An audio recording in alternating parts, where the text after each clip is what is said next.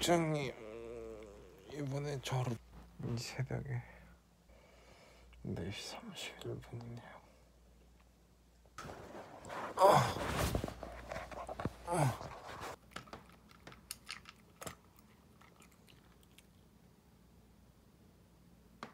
국장님, 다녀오겠습니다. 오늘 뭐 특근 수당 주시나요? 갔다 올게. 잘했어.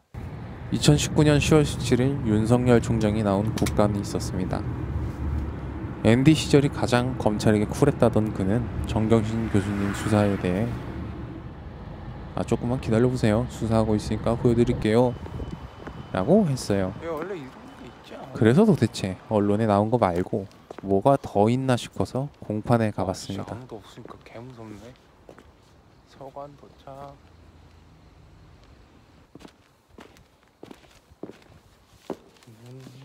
분명 어제 전화했을 때는 24시간 개방이라고 해서 일찍 갔는데 닫혀 있습니다. 개빡치네.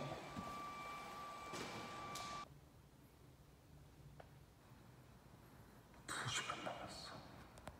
문 언제 열어줘? 춥고 배고픕니다.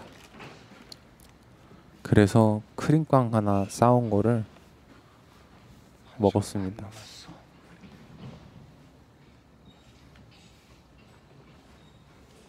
왜 꺼?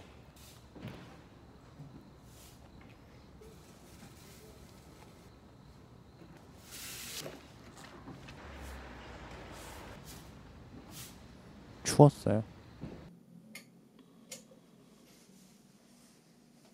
네, 공판 잘 다녀왔습니다. 제가 맨 처음 519호실 낙회에 갔는데 9시가 조금 넘으니까 딱 봐도 기자행색의 사람들이 들어옵니다. 제가 꼬박꼬박 졸고 있다가 뭔가 분위기가 이상한 거예요. 전에는 잘 몰랐는데 제 양육회 기자 4명이 일본말로 대화합니다. 원래 법원은 검사도 오고 판사도 오고 진짜 범죄자도 오기 때문에 마스크 같은 걸 하고 있으면 안 됩니다. 복장 불량이에요. 근데 그 일본 사람이 마스크도 하고 있어요. 1시간쯤 기다리다가 저한테 말을 걸길래 대화를 해봤는데 NTV에서 왔대요.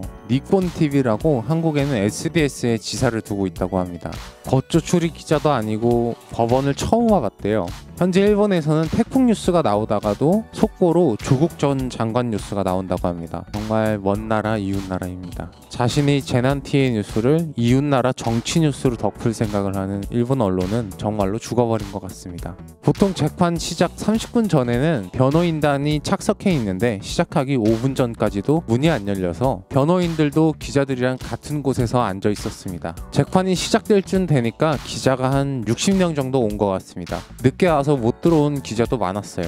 저는 검사 측이 잘 보이는 쪽에 앉았습니다. 보통 생각하기에 조사하던 검사가 재판까지 올 것 같지만 재판에는 공판 검사라는 검사가 들어옵니다. 이 공판 검사는 보통 엄청 젊어요. 그런데 정 교수님 재판의 공판 검사는 새파랗게 젊은 게 아니라 새하얗게 머리가 센 검사가 들어왔습니다. 노련한 검사가 왔어요. 이거 뭐 엄청난 것도 아니지만 아마 일반 기자들은 알면서도 기사에 이런 내용은 쓰지 않을 것 같았습니다. 왜 노련한 검사를 보냈어야 했나, 이런 생각을 가지고 재판이 진행되는 걸 봤습니다. 예상대로 법대로 정경심 교수님은 출석하지 않으셨고 변호인단과 검사의 공방전이 이어졌습니다. 여태 알려진 대로 검찰은 수사 중인 사항이라 수사 기록 열람을 안 해주겠다고 하고, 변호인단은 아니 수사 중인 거 말고 기소할 당시에 그 당시에 수사 기록을 열람하게 해달라는 거다. 기소할 때 수사 기록이 있으니까 기소한 것 아니겠느냐, 그때 것을 달라는 거다. 지금 수사 중인 사항에 대한 기록까지 안 바라니까 기소할 당시에 조사했던 수사 기록을 피고인이 알아야지 광화권 행사가 가능하다. 여기서 이제 판사님이 한마디 하시는데, 검사 측에서 수사 기록을 주지 않는 이유가 받아들여지지 않는다. 피고인 측의 수사 기록을 줘야 한다. 그게 기본이다. 이러셨어요. 그리고 타자 치는 소리 때문에 자세히는 못 들었는데 판사님이 수사 기록에 이름이 전부 다 ABCD 이렇게 되어 있다는 거예요. 약간 빈정이 상하셨더라고요. 도대체 수사 기록이 이렇게 이름도 제대로 안 쓰여 있는데 이거 가지고 재판이 어떻게 진행되느냐. 검사 측은 빨리 피고 측에 수사 기록을 주라고 합니다. 검사 측은 녹음 재생 기능이 있는 분을 골라서 공판 검사로 보내셨나봐요. 똑같은 말 또 하고 또 해요. 수사 중이라서 알려드리기 어려운 점 이를 바란다. 이 말 계속합니다. 판사 판사님이 보통은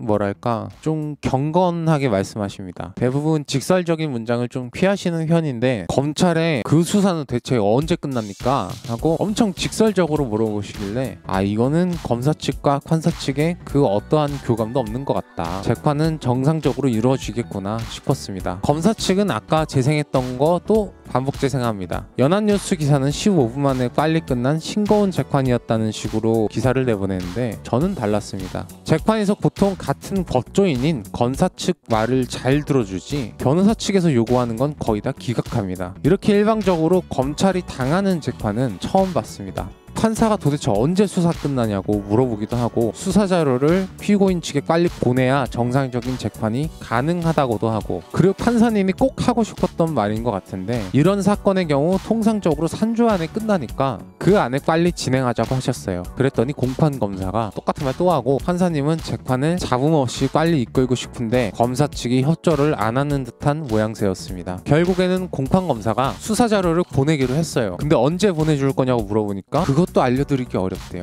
이 부분에서 판사님이 좀 빡치신 것 같아요. 당연히 수사 자료를 바탕으로 기소해야 되는 거잖아요. 기소가 됐으니까 지금 재판을 하는 거고, 근데 그 근본 자료를 안 주면 재판이 진행이 안 됩니다. 왜냐하면 수사 자료를 보고 변호인단이 피의자를 강화하는데 공격이 없으니까 강화도 할 수가 없는 거예요. 당연히 재판이 안 됩니다. 이날 공판은 검사 측이 수사 자료를 2주 내로 보내줘야지 변호인단이 정상적으로 강화권을 행사할 수 있다는 주장을 판사 측에서 수용하면서 검찰이 수사 자료를 2주 내로 주든 안 주든 일단 법원에 알려달라고 재판에 참고하겠다고 하는 판사님의 말씀으로 끝났습니다. 당연히 기사에는 절대 이렇게 안 나오겠지만 이런 재판은 특이한 겁니다. 검사 측에서 그 어떤 주장도 하지 못했어요. 진술자 목록의 이름이 ABCD 이렇게 소설처럼 쓰여 있다는 사실만 밝혀지고, 검찰은 수사가 어떻게 진행 중인지, 언제 끝나는지, 왜 수사 자료를 안 보내는 건지 단 한마디도 제대로 대답한 것이 없습니다. 검사가 판사에게 혼나는 건 처음 봅니다. 그리고 판사 측은 재판은 신속히 끝낼 것임을 밝혔습니다. 재판이 끝나고 거기가 5층이라 계단으로 내려가는데 제 뒤에 공판 검사들이 따라 내려오더라고요. 머리 새하얗신 분들이요. 그 뒤에 기자들이 명함을 찔러 넣으면서 검사님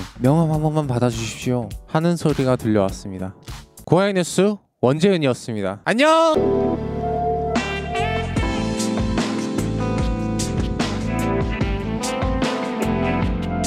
감기 조심하세요.